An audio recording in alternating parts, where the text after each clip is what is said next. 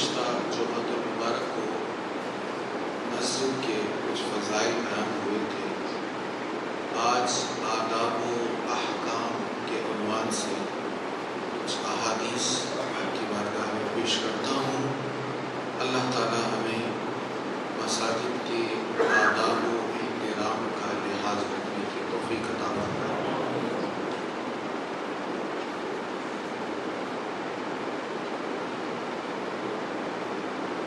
حضرت جابر رضی اللہ تعالیٰ عنہ روایت کرتے ہیں، نبی کریم صلی اللہ تعالیٰ علیہ وآلہ وسلم نے فرمایا، جس نے بدبودار درخت میں سے کچھ کھایا، بدبودار درخت سے مراد محدثین نے یہاں پر پیاز اور لہسن وغیرہ لیا ہے۔ فرمایا جس نے بدبودار درخت میں سے کچھ کھایا وہ ہماری مسجدوں کے قریب نہ آئے، کیونکہ جس چیز سے انسان کو ایذا یعنی تکلیف پہنچتی ہے اس سے فرشتوں کو بھی ایذا پہنچتی ہے۔ پیاز یا لہسن پکا ہوا ہو تو ظاہری بات ہے پھر اس کی اسمیل نہیں آتی۔ کچا پیاز کھایا ہو، کچا لہسن کھایا ہو تو منہ سے اس کی اسمیل آتی ہے، بدبو آتی ہے۔ اب جس کے منہ سے بدبو آ رہی ہو، جب وہ کسی سے ہم کلام ہوتا ہے، گفتگو کرتا ہے، اس کو تکلیف ہوتی ہے بدبو کی وجہ سے۔ حضور صلی اللہ علیہ وسلم نے فرمایا، جس طرح تمہارے منہ کی بو سے عام انسان تکلیف محسوس کرتے ہیں، ایسے ہی فرشتے بھی تکلیف محسوس کرتے ہیں۔ تو مسجد میں جب ہم آتے ہیں تو فرشتوں کا ہجوم ہوتا ہے، ہمیں تو نظر نہیں آتا لیکن فرشتوں کا ہجوم ہوتا ہے۔ جب ہم پڑھ رہے ہوتے ہیں تو وہ ثواب کو لپک لپک کر لے رہے ہوتے ہیں، اور جب ہم ذکر سنا رہے ہوتے ہیں، دین کی باتیں سنا رہے ہوتے ہیں تو رحمت کی برکھا برس رہی ہوتی ہے۔ فرشتوں نے اپنے نورانی پروں سے چھاؤں کی ہوتی ہے۔ اس لیے حضور علیہ السلام نے فرمایا کہ جس سے تمہارے منہ سے بدبو آئے وہ نہ کھاؤ۔ یہاں سے محدثین نے اور بھی کچھ مسائل کو بیان کیا ہے۔ وہ کہتے ہیں ضروری نہیں کہ صرف منہ ہی کی بدبو جو ہے ناپسند ہے، کوئی بھی بدبو جو ہے، کوئی بھی اسمیل جو ہے وہ ناپسند ہے۔ مثلا کسی کے کام کے کپڑے ہیں اور کام ایسا ہے جس کام میں کپڑوں سے اسمیل آنے لگ جاتی ہے، تو اس کو چاہیے کہ مسجد میں آنے سے پہلے اپنے کپڑوں کو تبدیل کریں۔ دیکھیں نا، کام کرتے کرتے ایک دم کسی بڑے محکمے میں، کسی بڑی دعوت پر، کسی بڑی تقریب میں جانا پڑ جائے تو وہ انہیں کپڑوں میں جائے گا؟ انہیں کام کے کپڑوں میں نہیں جائے گا، بدل کے جائے گا، اہتمام کے ساتھ جائے گا، تیاری کر کے جائے گا کہ میں نے ایک بڑی جگہ پر جانا۔ تو اللہ کی بارگاہ سے بڑی بارگاہ کون سی ہے؟ اللہ کی بارگاہ میں بھی حاضر ہونے کے آداب ہیں۔ معذوری مجبوری کے معاملات اور ہوتے ہیں، لیکن جس نے نماز پڑھنی ہے، جو نمازی ہے، اللہ کی فضل سے توفیق سے اس کو اس بات کا اہتمام کرنا چاہیے۔ اگر اس کے کام کے کپڑے اتنی بدبو والے ہیں کہ نمازیوں کو تکلیف پہنچے، اتنی زیادہ بدبو والے ہیں کہ نماز، مثلا کچھ لوگ ورک شاپ میں کام کرتے ہیں، پیٹرول کی اسمیل بہت زیادہ آتی ہے کپڑوں سے، اب انہیں فیل نہیں ہوتی، ان کا تو کام ہے اس کا، لیکن جو ساتھ والے کھڑے ہیں انہیں اذیت پہنچتی ہے۔ تو اس کے لیے اہتمام ہونا چاہیے، اور وہ اہتمام جو ہے یقیناً زیادہ اجر و ثواب کا انہیں حامل بنائے گا اور گناہ سے بچائے گا۔ تو حضور علیہ السلام نے فرمایا کہ بدبودار چیز کھا کر مسجد میں نہ ہو، ایسے سگریٹ پی کر، حقہ پی کر تمباکو کی اسمیل آتی ہے تو یہ بھی مسجد میں آنا مسجد کے آداب کے خلاف ہے۔ اب ایسے معاملات میں نفس کا ایک اور دھوکہ ہوتا ہے۔ نفس کا کہ تو مسجد جانے کے قابل ہی نہیں ہے، تیرے تو کپڑے ٹھیک نہیں ہیں، تیرے تو منہ سے اسمیل آتی ہے۔ تو نفس کے اس دھوکے کو دیکھنا چاہیے، وہ مسجد میں آنے سے روک رہا ہے، اس سے بچنے کا طریقہ یہ کہ اس بدبو والا کام ہی نہ کیا جائے اور اہتمام کیا جائے کہ ہر وقت انسان پاک رہے۔ حضور اکرم صلی اللہ تعالیٰ علیہ وآلہ وسلم نے جو بار بار وضو کی، پاک رہنے کی تلقین فرمائی، اور یہ فرمایا کہ طہارت نصف ایمان ہے۔ اسی لیے فرمایا کہ جب انسان طیب و طاہر ہوتا ہے تو پھر نماز پڑھنے میں کوئی رکاوٹ نہیں ہوتی، کوئی اس کو دھوکہ نہیں دیتا نفس اس کا۔ حضرت ابو ذر رضی اللہ تعالیٰ عنہ بیان کرتے ہیں کہ رسول اللہ صلی اللہ علیہ وسلم نے فرمایا، میری امت کے تمام اچھے اور برے اعمال مجھ پر پیش کیے گئے، میں نے نیک اعمال میں دیکھا کہ تکلیف دہ چیز راستہ سے ایک طرف ہٹا دی گئی۔ سب اعمال میرے سامنے رکھ دیے گئے جو میری امت نے کیے، اچھے بھی اور برے بھی، اور اچھے کاموں میں حضور نے اس کا ذکر کیا جس کو عام طور پر نیکی سمجھا نہیں جاتا۔ تو تکلیف دہ چیز کو راستے سے ہٹا دینا یہ بہت بڑی نیکی فرمائی، یہ مجھے دکھایا گیا۔ اور برے اعمال میں نے دیکھا کہ بلغم کو مسجد میں پھینک دیا گیا، یعنی مسجد میں تھوکا گیا، یہ بھی برا عمل ہے۔ تو اب تو ہمارے ہاں مساجد ایسی ہیں کہ فرش صاف ہوتے ہیں، کارپیٹ بچھے ہوتے ہیں، لیکن اس دور پر مسجدوں کا فرش مٹی والا ہوتا تھا، تو لوگ احتیاط نہیں کرتے تو اس مٹی پر تھوک بھی دیتے تھے۔ تو بھائی یہ بہت برا عمل ہے۔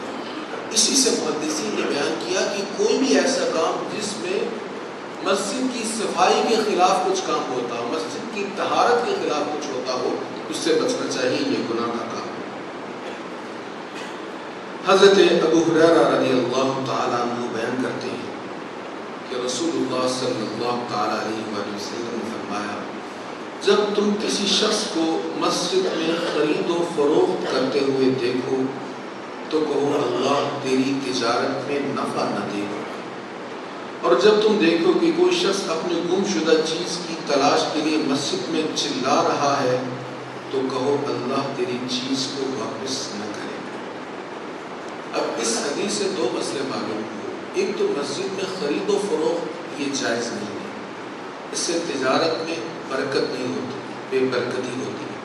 تو کوئی بھی کام خرید و فروخت والا تو مسجد میں نہیں ہونا چاہیے، کوئی بھی ڈیل، کوئی بھی معاہدہ تو مسجد میں نہیں ہونا چاہیے۔ البتہ کوئی کسی کا جھگڑا ہو گیا ہے، اختلاف ہو گیا ہے، اب اس کے لیے اگر کوئی منصف، شریعت کو سمجھنے والا اور فیصلے کا اختیار رکھنے والا مسجد میں بیٹھ کر دونوں کے بیانات سن کر، چاہے وہ تجارتی معاملہ ہی کیوں نہ ہو، فیصلہ کر دے تو یہ اور بات ہے۔ اور یہ بھی ایسی صورت میں ہونا چاہیے جب 100% یقین ہو کہ اس تصفیے یا اس مجلس میں جھگڑا نہیں ہوگا۔ اگر جھگڑے کا امکان ہو، دونوں جو مخالفین گروہ ہیں ان کے جھگڑے کا امکان ہو، پھر اس کی اجازت نہیں ہے۔ تو ایسی صورت میں جہاں تجارت وغیرہ کا لین دین کا معاملہ ہو تو یہ مسجد میں کرنا جائز نہیں ہے۔ اسی طرح کسی کی کوئی شے گم ہو جائے تو اس کا بھی اعلان مسجد میں کرنا جائز نہیں ہے۔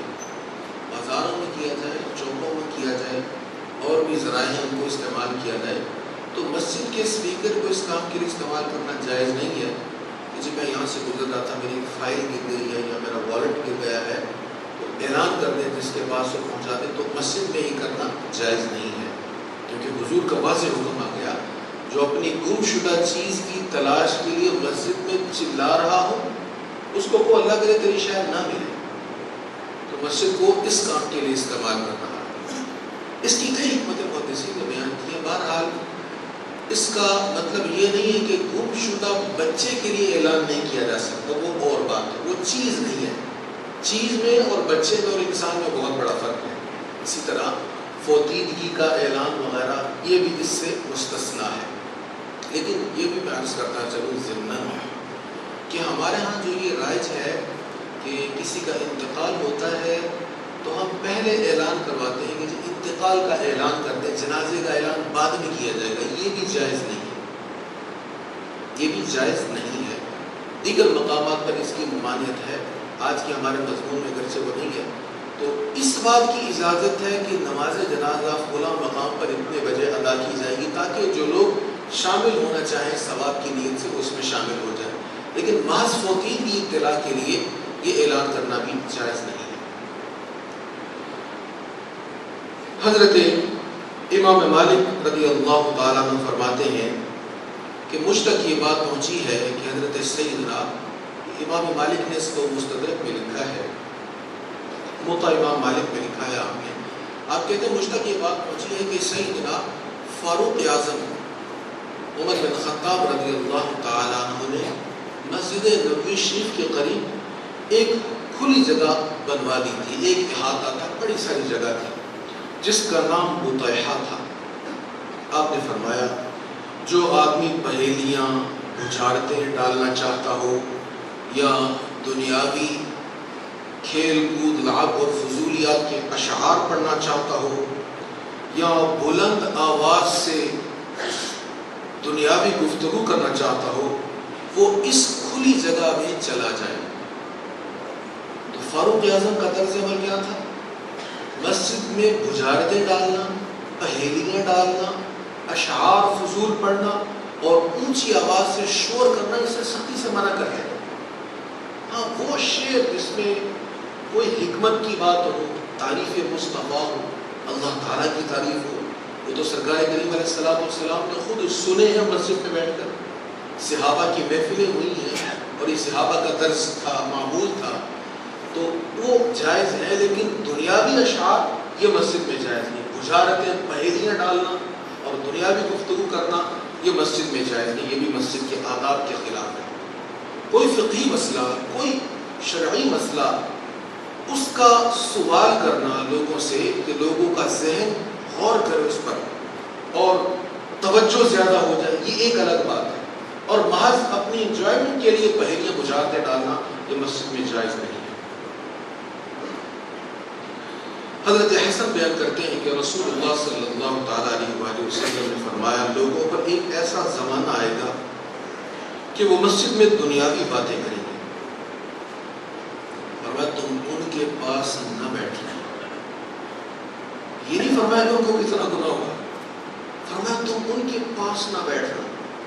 اللہ تعالیٰ کو ان کی کوئی حاجت نہیں ہے جو اللہ کے گھر میں آئے اور باتیں دنیاوی کر رہے ہیں۔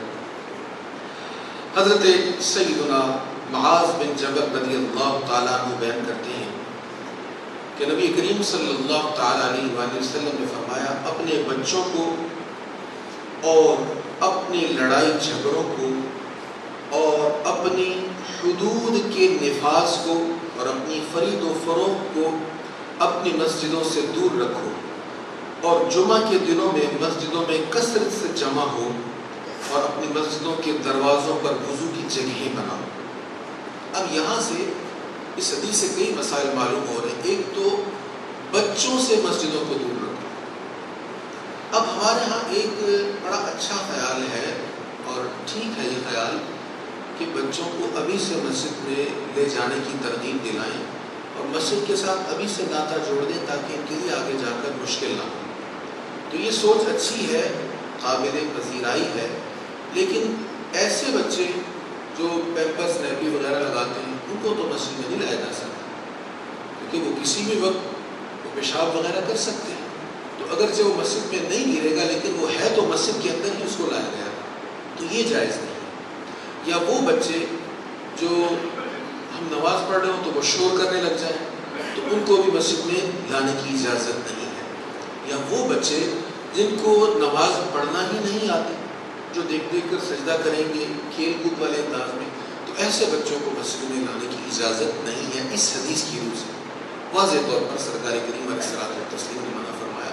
اور جو سمجھدار بچہ ہو اور نماز پڑھنا جانتا ہو، نماز اس کو یاد کروا دی گئی ہے، اس کو مسجد میں لانا چاہیے، اور بس اس میں یہ تھوڑی سی احتیاط ہونی چاہیے کہ اگر تو وہ بالغ ہے تو پھر تو سطروں کے درمیان میں ہی کھڑا ہو جائے، کوئی حرج نہیں ہے۔ اگر وہ نابالغ ہے تو پھر سطر کے ایک طرف اس کو کھڑا کر دینا چاہیے، دائیں طرف انتہائی یا انتہائی بائیں طرف یا پھر پچھلی سطر میں۔ نابالغ بچوں کے لیے تھوڑا سا یہ اہتمام ہو جانا چاہیے، لیکن جو بچہ نابالغ بھی ہو، وہ سمجھدار، نماز صحیح پڑھتا ہو، شرارت وغیرہ نہ کرتا ہو، فقہا نے اس کو سطر کے درمیان میں بھی کھڑا ہونے کی اجازت دی ہے۔ اچھا، یہاں پر ایک مسئلہ تھوڑا سا ہو جاتا ہے، عام طور پر دیتا ہے، رمضان شریف میں بھی تراویح میں بھی دیکھنے میں آتا ہے کہ کچھ لوگ اپنے بچوں کو لاتے ہیں، ظاہر اچھی نیت سے لاتے ہیں کہ ان کو ذوق پڑے، لیکن وہ اپنے ساتھ نہیں کھڑا کرتے۔ اپنی تراویح الگ پڑھ رہے ہیں، وہ بچے الگ پڑھ رہے ہیں، نہیں پڑھ رہے، شرارت کر رہے ہیں، گپ شپ لگا رہے ہیں۔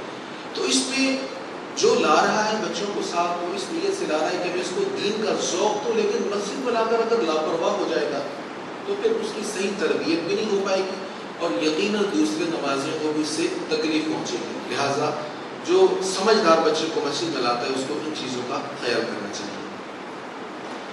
لڑائی جھگڑا مسجد میں یہ بھی منع ہوا اس حدیث میں. اور خرید و فروخت کی ممانعت کی حدیث ہم پہلے پڑھ چکے. حضرت ابو درداء کی ایک اور روایت ہے. حضرت ابو درداء نے بھی, حضرت ابو امامہ نے بھی, حضرت واصلہ رضی اللہ عنہ, تینوں اصحاب نے اس کو رسول اللہ صلی اللہ علیہ وسلم سے سنا ہے کہ رسول کریم علیہ السلام نے فرمایا, اپنے بچوں کو اور اپنے پاگل لوگوں کو اور اپنے برے لوگوں کو اور اپنی خرید و فروخت کو اور اپنے لڑائی جھگڑوں کو اور اپنی آوازوں کو اور اپنی تلوار سونپنے کو اور اپنی حدود قائم کرنے کو اپنی مسجدوں سے دور رکھو اور جمعہ کے دنوں میں کثرت سے مسجدوں میں جمع ہو اور اپنی مسجدوں کے دروازوں پر وضو کی جگہیں بناؤ. اب اس حدیث میں جو نئی باتیں آئیں وہ یہ ہیں کہ پاگل کو مسجد میں نہیں لانا چاہیے. جو پاگل ہوتا ہے ذہنی طور پر نارمل نہیں ہوتا, اس کے لیے ہمارے دل میں تھوڑی سی ہمدردی ہوتی ہے کہ اس کو نہیں پتہ, یہ سمجھتا نہیں ہے. لیکن اس کا دوسرا پہلو بھی تو ہے کہ وہ کسی کو تکلیف بھی تو پہنچا سکتا ہے. اب وہ آداب کو سمجھتا نہیں ہے, مسجد کے آداب کو, نماز صحیح پڑھ نہیں سکتا, لہٰذا اس کے لیے محبت کا کوئی اور طریقہ ہو جانا چاہیے. اس کے ساتھ اگر دل جوئی والا کو معاملہ کرنا ہے تو ایسا ہونا چاہیے جس سے نمازیوں کو تکلیف نہ ہو. تو یہاں پر پاگلوں کو مسجد میں آنے سے بھی روکا گیا ہے. اور وہ شخص جو شرارت کرے, جو جھگڑالو ہو, جو برا ہو, حضور اسلام نے واضح طور پر برے لوگوں کو مسجد میں آنے سے روکو. برے لوگ مسجد میں آئیں گے تو فتنہ فساد کریں گے. جیسے سرکار کریم علیہ الصلوۃ والتسلیم نے ایک وقت تک منافقین کو برداشت کیا اور پھر حضور علیہ الصلوۃ والسلام نے جب ان کا شر بڑھ گیا حد سے زائد تو سرکار کریم علیہ السلام نے ان کے نام لے کر انہیں مسجدوں سے نکالا گیا. اب یہاں پر برے لوگوں کو نکالنے کی اجازت ہے, ہر بندے کو نکالنے کی اجازت نہیں, بلکہ جس بندے کا دل ٹوٹ جائے یا ناراض ہو جائے اس کو منانا, اس کو ترغیب دینا اور مسجد کی طرف دوبارہ اس کا تعلق بنانا, اس کو بہت بڑی نیکی میں شمار کیا گیا ہے. مسجد میں داخلے کے لیے دایاں پاؤں پہلے مسجد میں رکھنا چاہیے. اور یہ صرف مسجد میں داخلے کے لیے نہیں ہے, تمام اچھے کام جو ہیں وہ دائیں طرف سے اور دائیں ہاتھ سے کرنے چاہیے. اور تمام عمدہ جگہوں میں جب داخل ہو تو دائیں قدم پہلے رکھنا چاہیے. جوتا پہننے میں دایاں پاؤں پہلے کرنا چاہیے. اور جب مسجد سے آپ واپس جا رہے ہیں تو بایاں قدم پہلے مسجد سے نکالنا چاہیے. لیکن جوتا پہننے میں اب بھی دایاں قدم ہی ہوگا. آپ مسجد میں داخل ہوئے, آپ دائیں جوتے سے پاؤں نکالیں, مسجد میں دایاں پاؤں رکھ لیں, پھر ظاہر ہے بائیں سے پاؤں نکالیں گے, بائیں رکھ لیں گے. لیکن جب آپ مسجد سے نکل رہے ہیں آپ بایاں پاؤں پہلے نکالیں گے, لیکن جوتا دائیں پاؤں نہیں پہننا. تو اس کا طریقہ بزرگوں نے یہ بیان کر دیا کہ بایاں پاؤں نکالو اور نکال کر جوتے کے اوپر رکھ لو, یا مسجد سے باہر اگر جگہ صاف ہے وہاں پر رکھ لو, اور جوتا دائیں پاؤں میں ہی پہلے پہنو. پہلے بائیں پاؤں نکالو, پھر دائیں نکالو, اور دائیں پاؤں پھر جوتے میں پہلے ڈالا جائے. اور اس طرح یہ سنت پر بھی عمل ہو جائے گا اور اس سنت پر بھی عمل ہو جائے گا کہ جاتے ہوئے پہلے دایاں قدم مسجد میں رکھا جائے اور نکلتے ہوئے پہلے بایاں قدم میں رکھا جائے. عام طور پر دیکھنے میں آتا ہے کہ جو تو 5 وقت کے نمازی ہیں ان کی تو روٹین بنی ہوتی ہے کہ ہم نے کب مسجد میں جانا ہے اور موبائل فون کو آف کرنا ہے, اور کچھ یہ روٹین بنا لیتے ہیں کہ وہ ٹون جو ہے وہ والی لگاتے ہیں, رنگین ٹون, جو مسجد میں اگر چل بھی جائے تو ایسی کوئی بےحودگی محسوس نہ ہو. لیکن جمعہ پڑھنے میں عام طور پر وہ لوگ بھی آتے ہیں جو 5 وقت کے نمازی ہوتے ہیں, تو اب ان سے بے احتیاطی ہو جاتی ہے.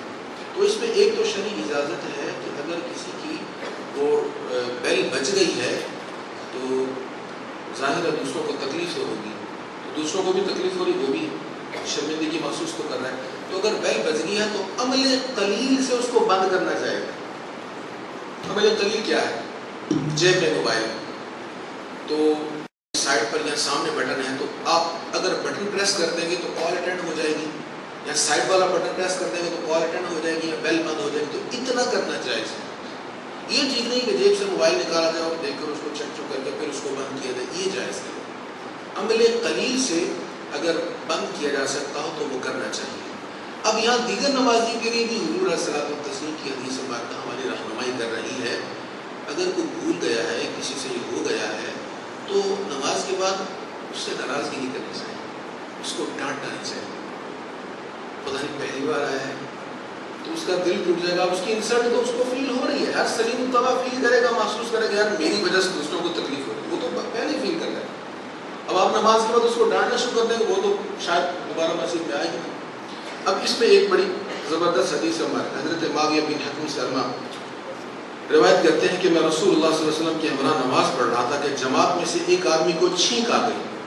میں نے کہا یرحمک اللہ.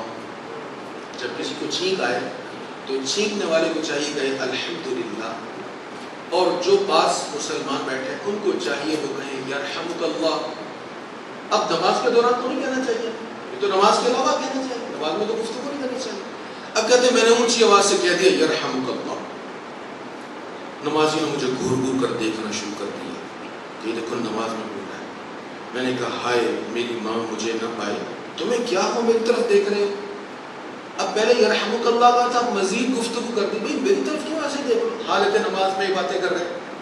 اب حالت نماز میں یرحمک اللہ کہنا بھی جائز نہ تھا اور یہ باتیں کرنا تو اور برا تھا. اب انہوں نے باتیں کرنا شروع کر دی. اب کچھ صحابہ نے کیا کیا، اپنا ہاتھ اپنے زانوں پہ یوں مار کر توجہ دلائی کہ خاموش رہو، خاموش رہنے کا اشارہ کیا. کہتے میں خاموش ہو گیا.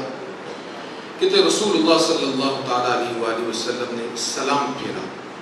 اللہ، اب حدیث کے الفاظ ہیں آپ کے، کہتے ہیں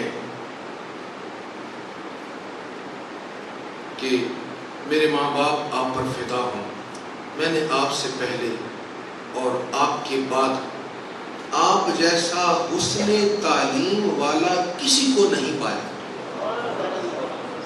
میرے ماں باپ آپ پر فدا ہوں، نہ آپ سے پہلے ایسا کو دیکھا نہ آپ کے بعد پیارے حسین انداز میں تعلیم دینے والا میں نے کسی کو نہیں دیکھا.